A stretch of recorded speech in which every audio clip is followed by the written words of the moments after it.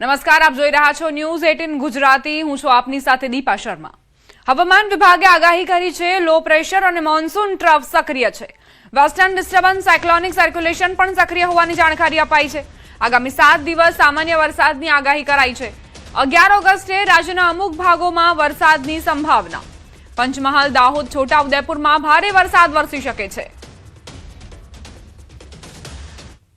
तो ये जो मौसम प्रणालियाँ हैं इसके प्रभाव से हम उम्मीद कर सकते हैं कि अगले 7 दिन में सौराष्ट्र कच्छ में छिटपुट से कुछ स्थानों पर और गुजरात रीजन में कुछ स्थानों से लेकर कई स्थानों पर बारिश हो सकती है. इसमें जो लो प्रेशर एरिया है उसके प्रभाव से हम दिवस 3 यानी कि 11 अगस्त को हैवी रेन भी एक्सपेक्ट कर रहे हैं, आइसोलेटेड हैवी, जिसमें कि जो हमारे डिस्ट्रिक्ट्स हैं पंचमहल, दाहोद, छोटाउदेपुर और अरावली, महिसागर, इन जो डिस्ट्रिक्ट्स हैं इनमें आइसोलेटेड छिटपुट स्थानों पे भारी वर्षा हो सकती है. રાજ્યમાં સરેરાશ 491.2 mm વરસાદ નોંધાયો. રાજ્યમાં સામાન્ય કરતા 9% વધુ વરસાદ નોંધાયો છે. સૌરાષ્ટ્રમાં 13% ઓછો વરસાદ ખાબક્યો છે. सौराष्ट्र कच्छ में 9% कम हुई है, 13% कम हुई है और ओवरऑल देखें तो पूरे गुजरात राज्य में 9% बारिश ज़्यादा हुई है नॉर्मल से अभी तक का. और अगर अगस्त की बात करें तो अगस्त में सौराष्ट्र कच्छ में भी लगभग 41% ज़्यादा हुई है बारिश. ઓગસ્ટમાં વરસાદ અંગે અંબાલાલ પટેલની આગાહી. સાયક્લોનિક સર્ક્યુલેશન સક્રિય હોવાની વાત તેમણે કરી. ગુજરાતના ભાગોમાં વરસાદની શક્યતા રહેશે. 9 અને 10 ઓગસ્ટે સામાન્ય વરસાદની આગાહી કરાઈ. દક્ષિણ અને ઉત્તર ગુજરાતમાં વરસાદની સંભાવના. દક્ષિણ સૌરાષ્ટ્રમાં પણ વરસાદ પડી શકે છે. 10 અને 11 ઓગસ્ટે પૂર્વ ભાગોમાં વરસાદી ઝાપટાની શક્યતા. 12 ઓગસ્ટ સુધી રાજ્યના કેટલાક ભાગોમાં વરસાદી ઝાપટા રહેશે. જન્માષ્ટમી આસપાસ વરસાદી ઝાપટા રહેશે. પાટણ, સમી, હારીજ, સાબરકાંઠા, વાવ, થરાદ, બનાસકાંઠા, અરવલ્લી, પંચમહાલ, દાહોદ, વડોદરા, અમદાવાદ, ગાંધીનગરના ભાગોમાં વરસાદી ઝાપટાની શક્યતા. દક્ષિણ ગુજરાત, દક્ષિણ સૌરાષ્ટ્રમાં વરસાદની શક્યતા છે. ગુજરાતમાં સરેરાશ સામાન્ય કરતા વધારે વરસાદ નોંધાયો છે, પરંતુ સૌરાષ્ટ્ર અને કચ્છની વાત કરીએ તો ત્યાં સામાન્ય કરતા ઓછો વરસાદ છે. ઓગસ્ટ મહિનામાં કેવો વરસાદ રહેશે તે જાણીશું. આપણી સાથે છે હવામાન નિષ્ણાંત અંબાલાલ પટેલ. કાકા, ઓગસ્ટ મહિનામાં હવે કેવો વરસાદ રહેશે? ઓગસ્ટ મહિનામાં વરસાદ અંગે જોવા જઈએ તો લગભગ ઉત્તર ગુજરાત તેમજ પાટણ, સમી, હારીજના ભાગો, બનાસકાંઠાના ભાગો, વાવ, થરાદના ભાગો અને સાબરકાંઠા અને અરવલ્લીના ભાગોમાં મુખ્યત્વે વરસાદ રહેવાની શક્યતા રહેશે. કારણ કે લો પ્રેશર એક બન્યું છે ઝારખંડના આજુબાજુમાં, તેની અસર ઉત્તર પૂર્વીય ભારતના ભાગોમાં થવાની શક્યતા રહેશે. અને તારીખ 12 સુધીમાં મધ્ય ગુજરાતના ભાગોમાં, અમદાવાદ, ગાંધીનગરના ભાગો અને વડોદરાના ભાગોમાં વરસાદની શક્યતા રહેશે. સુરત વગેરે ભાગોમાં અને દક્ષિણ સૌરાષ્ટ્રના ભાગોમાં વરસાદ ઝાપટા પડવાની શક્યતા રહેશે. એટલે હવે કચ્છના ભાગોમાં અને સૌરાષ્ટ્રના કેટલા ભાગોમાં ઝાપટાની શક્યતા રહેશે. અતિ ભારે વરસાદની શક્યતા હમણાં નથી. તો કાકા, કેટલા સમય એવું બનશે કે ઓગસ્ટના એન્ડ સુધીમાં સારો વરસાદ રહેશે કે પછી વરસાદી ઝાપટા જ રહેશે? તારીખ 17, 18, 19માં મકર નક્ષત્રમાં વરસાદી ઝાપટા પડવાની શક્યતા રહેશે. અને લગભગ ત્યારબાદ તારીખ 23 સપ્ટેમ્બર પછી વર્ષા ઋતુ પૂરી થઈને શરદ ઋતુ બેસશે. શરદ ઋતુમાં વરસાદ લગભગ વરસાદનું શક્યતા ઘણી ઓછી હોય છે. જ્યાં ડુંગર આકારનો વરસાદ ચડે ત્યાં પડતો હોય છે, એટલે પર્વત આકારનો મેઘ જ્યાં ચડે ત્યાં પડવાની શક્યતા રહેશે. પણ 23 સપ્ટેમ્બર બાદ સૌરાષ્ટ્રના ભાગોમાં પણ સારા વરસાદ ઝાપટા પડવાની શક્યતા રહેશે. દક્ષિણ ગુજરાતના ભાગોમાં પણ સારા વરસાદ ઝાપટા પડવાની શક્યતા રહેશે. અને ગુજરાતના ભિન્ન ભાગોમાં પણ સારા વરસાદ ઝાપટા પડવાની શક્યતા રહેશે. સૌરાષ્ટ્રમાં વરસાદ ઝાપટા પડવાની શક્યતા રહેશે. કચ્છના ભાગમાં વરસાદ ઝાપટા પડવાની શક્યતા રહેશે. અને ગુજરાત સૌરાષ્ટ્રના ભાગોમાં વરસાદ ઝાપટા પડવાની શક્યતા રહેશે. પરંતુ આ વરસાદી ઝાપટામાં કંઈક અંશે પાકને જીવતદાન મળવાની શક્યતા રહેશે. મકર નક્ષત્રનો આ વરસાદ સારો હોવાની શક્યતા રહેશે. એટલે ઓગસ્ટમાં એકંદરે વરસાદનું પ્રમાણ કંઈક ઓછું આવ્યું તેવું જણાય છે. પરંતુ આ 23 સપ્ટેમ્બર બાદ ક્યાંક એકાએક ભારે વરસાદી ઝાપટા પડી પણ શકે. જી, તો અત્યારે કોઈ મજબૂત સિસ્ટમ બનવાની શક્યતાઓ છે કે હવે કોઈ મજબૂત સિસ્ટમ છે તે 12 સપ્ટેમ્બર સુધી તો જોવા નથી મળી રહી? મજબૂત સિસ્ટમ બંગાળ ઉપસાગરમાં બનવાનું નહીં કારણ મુખ્ય પેસિફિક મહાસાગરમાં ટાઇફૂન બનેલું હતું અને ટાઇફૂનનો ભેજ ખેંચાઈ જવાનો હતો. તારીખ 10 બાદ એ ટાઇફૂન કંઈક હળવું થશે અને તેના રેમિડન્સ લગભગ સામાન્ય રીતે બંગાળ ઉપસાગરમાં આવતા હોય છે. જો દક્ષિણ ચીન તરફ જો બને તો એના રેમિડન્સ આવતા હોય છે. એટલે ઘણી વખત ટાઇફૂન બને તો પણ આપણા ત્યાં વરસાદ ઓછો આવતો હોય છે. એટલે આ ટાઇફૂનના કારણે ભેજ ખેંચી જવાના કારણે હમણાં જે વરસાદની સિસ્ટમો બનવાની હતી તે વરસાદી પ્રમાણમાં સિસ્ટમ જોઈએ તેવી બની નહીં.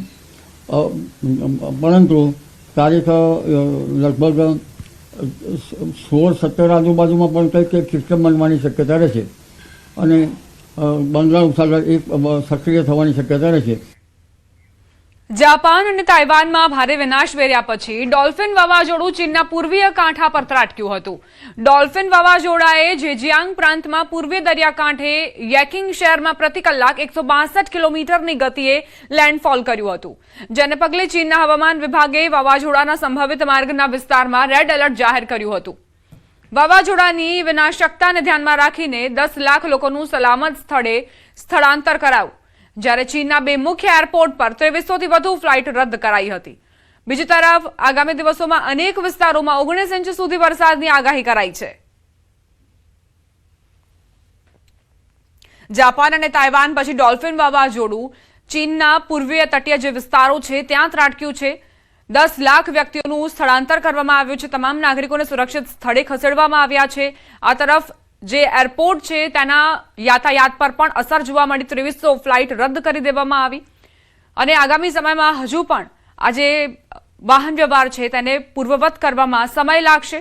રોડ રસ્તાની હાલત પણ ખસ્તા બની ગઈ છે કારણ કે અતિશય વરસાદ વરસ્યો છે. પવનની ગતિ પણ ખૂબ જ તીવ્ર છે. એટલે વાહન વ્યવહાર, રેલવે વ્યવહાર અને હવાઈ વ્યવહાર ત્રણેયને અસર પહોંચી છે. તોફાની પવનો ફૂંકાતા જ લોકોના ઘરો પર પણ અસર પહોંચી છે. કેટલાક જે કાચા મકાન છે તે ધરાશાયી થયાના સમાચાર પણ પ્રાપ્ત થયા છે.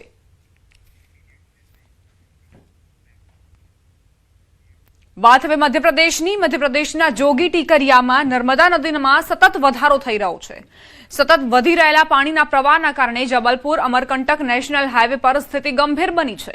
હાઈવે પર પાણી ભરાઈ જતા બંને તરફ વાહનોની લાંબી કતારો લાગી અને વાહન વ્યવહાર સંપૂર્ણપણે ખોરવાઈ ગયો. નર્મદાનું જળસ્તર સતત વધતા આસપાસના તમામ ઘાટ પાણીમાં ગરકાવ થઈ ગયા. ઘાટ નજીક આવેલા નાના મંદિરો પર પણ પાણી ભરાયા છે. મંદિરો પાણીમાં ડૂબી ગયા છે. પૂર જેવી સ્થિતિ સર્જાતા સ્થાનિક લોકોમાં ભયનો માહોલ જોવા મળ્યો. બીજી તરફ વહીવટીતંત્રની ટીમો સ્થિતિ પર સતત નજર રાખી રહી છે અને લોકોને પાણી ભરાયેલા રસ્તા તેમજ નદીના આસપાસના વિસ્તારોમાં ન જવાની અપીલ કરાઈ છે. જે વરસાદ વરસ્યો છે તે બાદ આસપાસના વિસ્તારોની શું સ્થિતિ થઈ છે, રોડ રસ્તાની ખસ્તા હાલ થયા છે તેના દ્રશ્યો સામે આવ્યા છે. નર્મદા નદીમાં જળ પ્રવાહ સતત વધતો જઈ રહ્યો છે. ઉપરવાસમાં ભારે વરસાદ અને બીજી તરફ નદીના જળસ્તરમાં વધારો. જબલપુર અમરકંટક જે નેશનલ હાઈવે છે તે પણ સંપૂર્ણપણે બંધ થયો છે. વાહન વ્યવહાર અહીંથી શક્ય નથી. આસપાસના તમામ ઘાટ પાણીમાં ગરકાવ થયા છે. વહીવટીતંત્ર સતત સ્થિતિ પર નજર રાખીને બેઠું છે, પરંતુ અત્યારની જે સ્થિતિ જોવા મળી રહી છે તે ખરેખર ભયાવહ છે.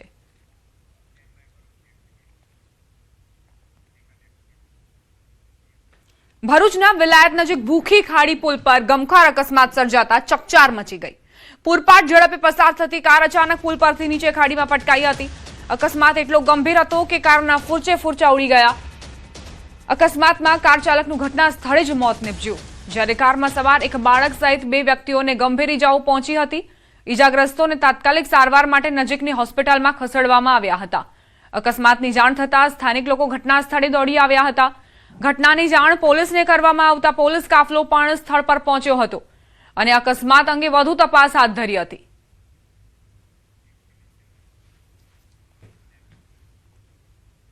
સમાચાર રાજકોટથી. રીલ બનાવી નબીરાઓને ભારે પડી. ન્યારી ડેમમાં કાર પાણીમાં ખાબકી. સ્ટન્ટ દરમિયાન કારનું નિયંત્રણ ગુમાવી દીધું. સદનસીબે ઘટનામાં કોઈ જાનહાનિના સમાચાર નથી. ડેમ પાસે વાહન અવરજવર સામે સવાલો ઉઠી રહ્યા છે. ન્યારી ડેમ પાસે રીલ બનાવવાના ચક્કરમાં નબીરાઓ સ્ટન્ટ કરી રહ્યા હતા ત્યારે તેમની કાર અચાનક ડેમના પાણીના પ્રવાહમાં ખાબકી હતી. સદનસીબે આ ઘટનામાં કોઈ જાનહાનિ નથી થઈ. ઘટનાની જાણ થતાં ફાયર એન્ડ ઇમરજન્સી સર્વિસની ટીમે સ્થળ પર પહોંચી કારને પાણીમાંથી બહાર કાઢી હતી. જોકે ડેમ સાઇટ પર પાણીની નજીક વાહનોની અવરજવર અને આવા જોખમી સ્ટંટને લઈને અનેક સવાલો ઊભા થઈ રહ્યા છે. જો આવી બેદરકારીના કારણે કોઈ મોટી દુર્ઘટના સર્જાય તો તેની જવાબદારી કોની?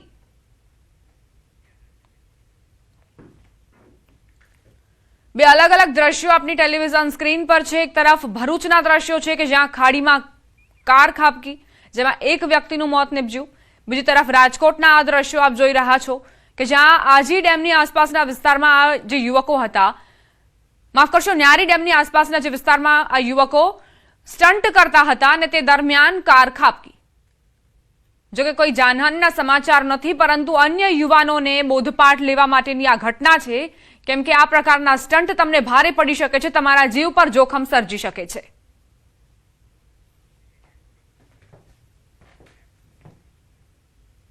સમાચાર સુરતથી. પૂરના પાણીથી બસ સેવાને કરોડોનું નુકસાન. 33 ઈવી સહિત 110 બસ પૂરમાં ડૂબી. બસ ડૂબતા સુરત સિટી બસ સેવાને ₹10 કરોડનો ફટકો પડ્યો છે. 7 જુલાઈએ 12 કલાક સુધી પાણીમાં ડૂબેલી રહી આ બસો. 12 કલાક પાણીમાં રહેતા ઈવી બસની મોંઘી બેટરી બગડી છે. ટ્રેક્શન મોટર અને સ્ટીયરિંગ સિસ્ટમમાં પણ પાણી ઘૂસ્યું. બસ સેવા ખોરવાતા મુસાફરો અટવાયા. 15,000થી વધુ નોકરિયાતો અને વિદ્યાર્થીઓને રોજની મુશ્કેલી પડી રહી છે. ઈવી બસોની બેટરી અને અન્ય પાર્ટ્સ બદલવાનો મોટો ખર્ચ માથે પડ્યો છે.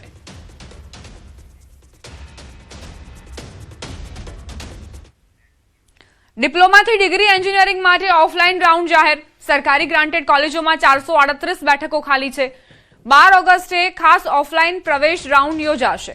10 ઓગસ્ટે બપોરે 3 વાગ્યા સુધી સંમતિ આપવાની રહેશે. DDCET ન આપનાર વિદ્યાર્થીઓને પણ નવી તક અપાશે. નવા રજીસ્ટ્રેશન સાથે પ્રવેશ પ્રક્રિયામાં ભાગ લઈ શકાશે. 12 ઓગસ્ટે LD કોલેજ ખાતે રૂબરૂ બેઠક ફાળવણી. વર્ષ 2026ના મેરિટ ધારકોને પ્રથમ અગ્રતા અપાશે.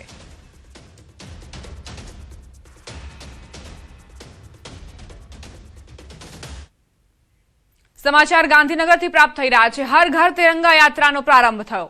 મુખ્યમંત્રી ભૂપેન્દ્ર પટેલના હસ્તે તિરંગા યાત્રાનું ઉદ્ઘાટન. રાજ્યકક્ષાની તિરંગા યાત્રાનું ગાંધીનગરમાં આયોજન કરાયું. હર ઘર તિરંગા અભિયાન અંતર્ગત તિરંગા યાત્રા ભાજપના પ્રદેશ પ્રમુખ જગદીશ વિશ્વકર્મા પણ ઉપસ્થિત રહ્યા. 80માં સ્વાતંત્ર્ય પર્વ પૂર્વે ગાંધીનગરમાં તિરંગા યાત્રા યોજાઈ છે. સીએમના હસ્તે તિરંગા યાત્રાની શરૂઆત કરવામાં આવી. મોટી સંખ્યામાં નેતાઓ અને લોકો જોડાયા. તિરંગા સાથે અહીં દેશભક્તિના માહોલમાં સૌ કોઈ રંગાયેલા નજરે પડ્યા. હર ઘર તિરંગા યાત્રાનો આજથી પ્રારંભ થયો છે. મુખ્યમંત્રીના હસ્તે ગાંધીનગરથી આ યાત્રાનો પ્રારંભ કરવામાં આવ્યો. ડ્રોન મારફતે જે દ્રશ્યો લેવામાં આવ્યા છે તેનાથી એ સ્પષ્ટ થાય છે કે કઈ રીતે લોકો, કાર્યકર્તાઓ તમામ દેશભક્તિના રંગે રંગાયેલા નજરે પડ્યા.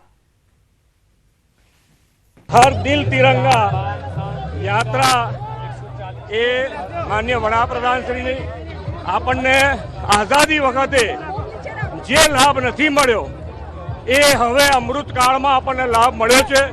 વિકસિત ભારત માટે જોડાવાનો લાભ મળ્યો છે. ત્યારે આપણે સૌ એક રાષ્ટ્ર સાથે ભાવના સાથે આ મારું ભારત એ ભાવના સાથે દરેક જણ આ વિકાસ યાત્રામાં જોડાય એ ભાવનાથી હર ઘર તિરંગા યાત્રા શરૂ. સ્વાતંત્ર્ય પર્વ નિમિત્ત પૂર્વે ગાંધીનગર મુખ્યમંત્રી ભૂપેન્દ્ર પટેલના હસ્તે હર ઘર તિરંગા યાત્રાનો શુભારંભ કરવામાં આવ્યો છે. આખા રાજ્યમાં હર ઘર તિરંગા યાત્રાનું આયોજન કરવામાં આવ્યું છે. અલગ અલગ કાર્યક્રમો યોજવામાં આવ્યા છે. 80માં સ્વાતંત્ર્ય દિવસની ઉજવણી પૂર્વે આ તૈયારીઓ કરાઈ છે. મુખ્યમંત્રી પોતે હાથમાં તિરંગો લઈને અને ભાજપ પ્રમુખ જગદીશ વિશ્વકર્મા પણ હાથમાં તિરંગો લઈને આ યાત્રામાં જોડાયા હતા. છોટાઉદેપુરના કલેક્ટર ગાર્ગી જૈનને અકસ્માત નડ્યો. બોડેલી જતી વખતે પાવી જેતપુર અને દિવાલિયા વચ્ચે અકસ્માત નડ્યો. કલેક્ટરની ઇનોવા કાર અને બોલેરો વચ્ચે ભયંકર અકસ્માતની ઘટના બની. કલેક્ટર ગાર્ગી જૈન અને સિક્યોરિટીનો આબાદ બચાવ થયો. કલેક્ટરની કારના ચાલકને ઈજા પહોંચતા હોસ્પિટલ ખસેડવામાં આવ્યા. બોલેરો કારના ચાલકને પોલીસે સ્થળ પરથી ઝડપી પાડ્યો. પોલીસે વધુ તપાસ હાથ ધરી છે. કલેક્ટર ગાર્ગી જૈન જેમને અકસ્માત નડ્યો હોવાના સમાચાર છે. 2 કારને અકસ્માત નડ્યો છે. સંવાદદાતા સૈજબ જોડાઈ ગયા છે વધુ જાણકારી સાથે. સૈજબ, કઈ રીતે આ અકસ્માતની ઘટના બની? જી દીપા, છોટાઉદેપુરની અંદર કલેક્ટરની બોડેલી તરફની વિઝિટ હતી. આજે બોડેલી કલેક્ટર એક સ્કૂલમાં જઈ રહ્યા હતા. તે સમયે છોટાઉદેપુર અને તેજગઢ વચ્ચે દેવલિયા ખાતે કલેક્ટરની ગાડીને અકસ્માત નડ્યો છે.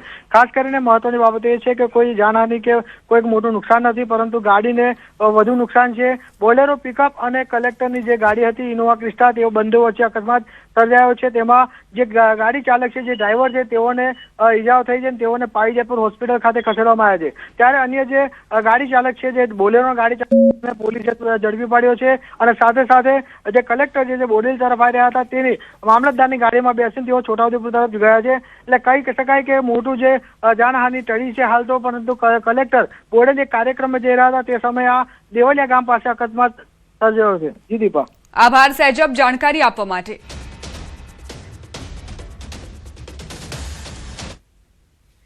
હવે આગળ વાત રેગિંગે લીધો ભોગની.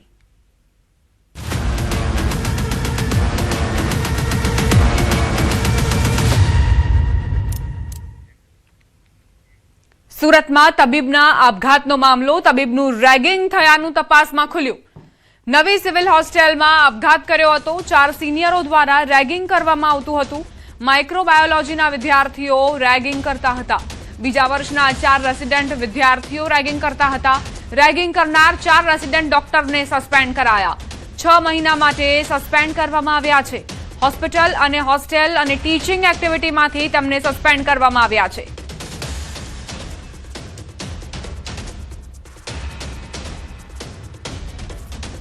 रैगिंग कमेटी, सुपरिटेंडेंट, डीन सभी सिविल अस्पताल में पूरी रात जांच करेंगे. रैगिंग की घटना है कि नहीं वो भी तपास करेंगे. और एक स्टूडेंट्स, डॉक्टर स्टूडेंट्स का मरने का, आत्महत्या करने का रीजन क्या है वो पूरा रिपोर्ट बनाकर बाद में ही सिविल अस्पताल छोड़ेंगे. સુરતમાં તબીબના આપઘાતનો મામલો. મૃતક હર્ષ પંડ્યાનો મૃતદેહ મોડાસા લવાયો. પરિવારજનોમાં શોકનો માહોલ. પરિવારજનોનો રેગિંગથી આપઘાત કર્યાનો આક્ષેપ. આરોપી સામે કડક કાર્યવાહીની માંગ કરાઈ છે.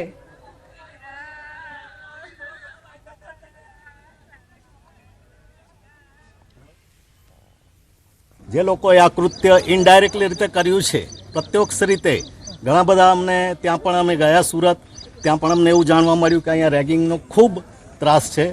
જુનિયરો મારફતે પણ જાણવા મળ્યું છે. ફરીથી આપને વિનંતી કરીએ છીએ, અમે સરકાર માય બાપ છો આપ, તો આ વિષય ઉપર ખૂબ ગંભીર રીતે નિર્ણયો લેવામાં આવે, કડકમાં કડક સજા કરવામાં આવે અને પેપર ઉપર જે આ કાયદો છે એનો ખરેખર અમલ થાય એવું બતાવશે ત્યારે અમે માનીશું. એના સિનિયર વિદ્યાર્થીઓ દ્વારા ઇમોશનલી અને બ્લેકમેલ કરીને વધુ પડતું એકદમ ઓવર રેગિંગ કરવામાં આવે ત્યારે આવા પગલાં ભરતા હોય છે. તો આ વિષય પર સરકાર પૂરતું ધ્યાન આપે. આવા વિષયો ત્યાંની જે મેનેજમેન્ટ કમિટી છે એ મેનેજમેન્ટ કમિટી આવા ઓવર રેગિંગ ન થાય તેનું પણ ધ્યાન આપે. ક્યારેક પણ એવું બનતું હોય તો મેનેજમેન્ટ પર પણ મજા આવતી હોય છે આવા બાબતોમાં, તો આવી મજા ન લે. કોકનો વાલસોયો ખોયો છે. આજે એકનો એક દીકરો છે. મોડાસાની કૃષ્ણપ્રિયા સોસાયટીમાં રહેતો જે ડૉક્ટર છે હર્ષ પંડ્યા, તેનું ગઈકાલે સુરત મેડિકલ કોલેજ ખાતે તેને આપઘાતનો જે કિસ્સો સામે આવ્યો છે, ત્યારબાદ જે અરવલ્લી જિલ્લાના તમામ જે લોકો છે શોકમાં જોવા મળે છે. આપણે એના ઘર આગળ ઊભા છીએ. આજે જેની અંતિમ ક્રિયા કરવામાં આવી રહી છે. આ સંજોગોમાં મોટી સંખ્યામાં જે લોકો છે એ આવી રહ્યા છે.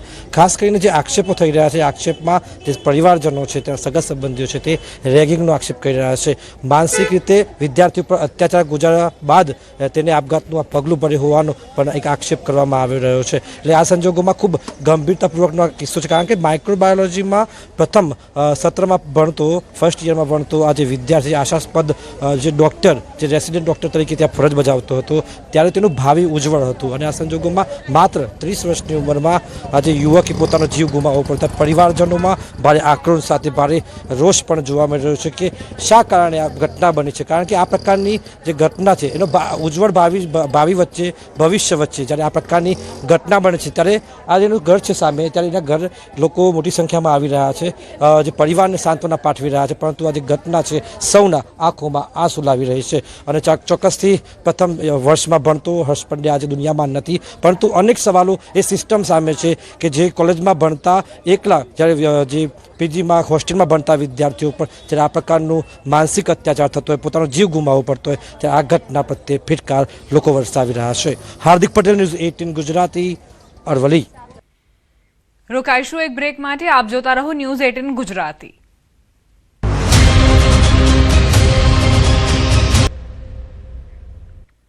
Welcome back. અમદાવાદથી સમાચાર. અમદાવાદ એસઓજીએ લાલ દરવાજા જીપીઓના ડિલિવરી સેન્ટર પરથી મિઝોરમ મોકલવામાં આવતો નશાકારક કફ સિરપનો ₹59.41 લાખનો જથ્થો ઝડપી પાડ્યો છે. પોલીસે 34 પાર્સલમાંથી કોડેન ફોસ્ફેટ ધરાવતી કફ સિરપની 5050 બોટલો જપ્ત કરી છે. તપાસમાં સામે આવ્યું છે કે સરખેજ સાણંદ રોડ પર આવેલી પ્રામા હેલ્થકેર એજન્સી મારફતે ડ્રગ્સ લાયસન્સ વગરની કંપનીના નામે આ જથ્થો મિઝોરમ મોકલાતો હતો. સ્ટેટ લાયસન્સિંગ ઓથોરિટી સાથે તપાસમાં હર્મોન ફાર્મસી નામની બોગસ પેઢીના નામે ઓર્ડર અપાયો હોવાનું ખુલ્યું. પોલીસે પ્રામા હેલ્થકેર સાથે સંકળાયેલા હિરેન પટેલ અને પાર્શ્વ વોરાની અટકાયત કરી છે. વધુ તપાસમાં છેલ્લા 8 મહિનાથી ત્રિપુરા, મિઝોરમ અને આસપાસના રાજ્યોમાં આ રીતે કફ સિરપ સપ્લાય થતું હોવાનું તથા જથ્થો કલોલની આસ્કા ફાર્મા કંપની પાસેથી ખરીદાયો હોવાનું સામે આવ્યું. એસઓજીએ ગુનો નોંધી કફ સિરપના સમગ્ર નેટવર્ક અંગે વધુ તપાસ હાથ ધરી છે.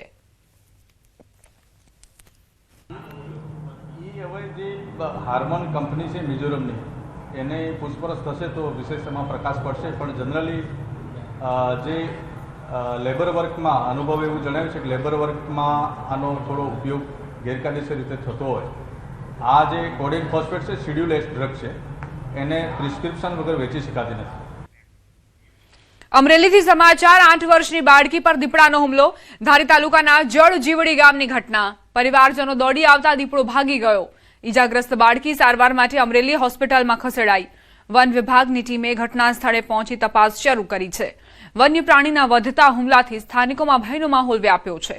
દીપડાને પકડવા માટે વન વિભાગે 3 પાંજરા ગોઠવ્યા છે.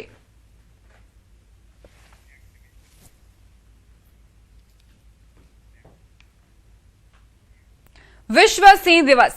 સિંહોના સંરક્ષણ, તેમના કુદરતી રહેઠાણના જતન અને વન્યજીવો પ્રત્યે લોકોમાં જાગૃતિ ફેલાવવાના હેતુથી દર વર્ષે 10 ઓગસ્ટે વિશ્વ સિંહ દિવસની ઉજવણી કરાય છે. સિંહ માત્ર જંગલનો રાજા નથી, પરંતુ સમગ્ર ઇકોસિસ્ટમમાં સંતુલન જાળવવામાં મહત્વની ભૂમિકા ભજવતો એક શિખર શિકારી છે. ત્યારે સિંહોની સંખ્યા સાથે તેમના કુદરતી રહેઠાણનું સંરક્ષણ પણ જૈવ વિવિધતા માટે અત્યંત જરૂરી બની જાય છે. વિશ્વમાં સિંહ મુખ્યત્વે આફ્રિકા અને એશિયામાં જોવા મળે છે અને આધુનિક વર્ગીકરણ મુજબ તેમની 2 મુખ્ય જીવંત ઉપપ્રજાતિઓમાં આફ્રિકન સિંહ અને એશિયાટિક સિંહ એટલે કે ભારતીય સિંહનો સમાવેશ થાય છે. ખાસ વાત એ છે કે એશિયાટિક સિંહોની સમગ્ર વિશ્વમાં એકમાત્ર જંગલી વસ્તી ગુજરાતના ગીર અને આસપાસના વિસ્તારોમાં વસે છે. સક્કરબાગની સંવર્ધન યાત્રાની સફળતાનો અંદાજ એ વાત પરથી લગાવી શકાય છે કે વર્ષ 2021 થી 2025 દરમિયાન માત્ર 5 વર્ષમાં અહીં 34 એશિયાટિક સિંહ બાળનો જન્મ થયો છે. સામાન્ય રીતે સિંહણ એક પ્રસૂતિમાં 1 થી 5 બચ્ચાને જન્મ આપી શકે છે, પરંતુ સક્કરબાગમાં 4, 5 કે તેથી વધુ સિંહ બાળના જન્મના કિસ્સાઓ પણ નોંધાયા છે. જન્મ બાદ સિંહ બાળની પ્રાથમિક અને સૌથી મહત્વની સંભાળ તેની માતા સિંહણ જ રાખે છે. જ્યારે સક્કરબાગની વેટરનરી ટીમ અને સ્ટાફ સીસીટીવી મારફતે સતત મોનિટરિંગ કરે છે અને જરૂરિયાત મુજબ યોગ્ય ખોરાક, પાણી, વિટામિન અને તબીબી સારવાર પૂરી પાડે છે. સક્કરબાગ ઝૂ ખાતે conservation breeding programme central zoo authority of India અંતર્ગત ચલાવવામાં આવે છે. એમાં સિંહોનું પણ આપણે બ્રીડિંગ કરીએ છીએ અને સારામાં સારી જનીનિક વૈવિધ્ય જળવાઈ રહે તેવી રીતે એની પેડિગ્રીનું ખાસ સિલેક્શન કરી અને એની સ્ટડ બુક મેન્ટેન કરીને સિંહોનું બ્રીડિંગ કરાવતા હોઈએ છીએ. છેલ્લા 5 વર્ષની વાત કરું તો 34 જેટલા સિંહ બાળનો અહીંયા ઝૂમાં જન્મ થયો છે. સાથે સાથે સક્કરબાગ ઝૂ જે વાઇલ્ડ એશિયાટિક લાયન્સ છે એના માટે એક જીન પૂલ તરીકે પણ કાર્યરત છે. ગુજરાતમાં 3 અલગ અલગ જગ્યાએ જીન પૂલ છે, જેમાંનું સક્કરબાગ ઝૂ એક જીન પૂલ કાર્યરત છે. આજે વિશ્વ સિંહ દિવસ નિમિત્તે જ્યારે ગુજરાત ગીરના સિંહો પર ગર્વ કરી રહ્યું છે, ત્યારે ગીરની ધરતી પર જળવાતી એશિયાટિક સિંહોની વિરાસત અને સક્કરબાગમાં થઈ રહેલું વૈજ્ઞાનિક સંવર્ધન એ માત્ર સિંહોના સંરક્ષણની કામગીરી નથી, પરંતુ આવનારી પેઢીઓ માટે વિશ્વની અનમોલ કુદરતી ધરોહર જાળવી રાખવાનો સંકલ્પ છે.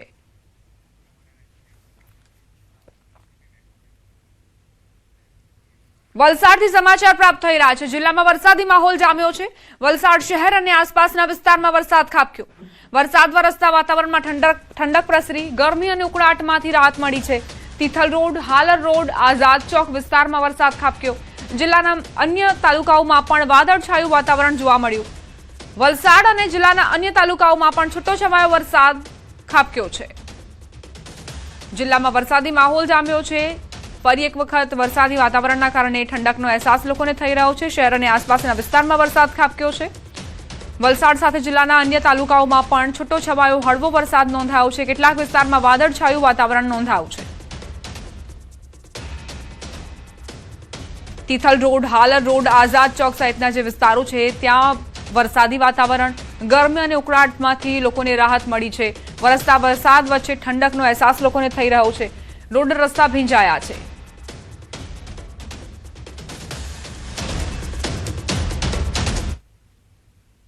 આ સાથે જ બુલેટિનમાં અત્યારે બસ આટલું જ. આપ જોતા રહો ન્યૂઝ 18 ગુજરાતી.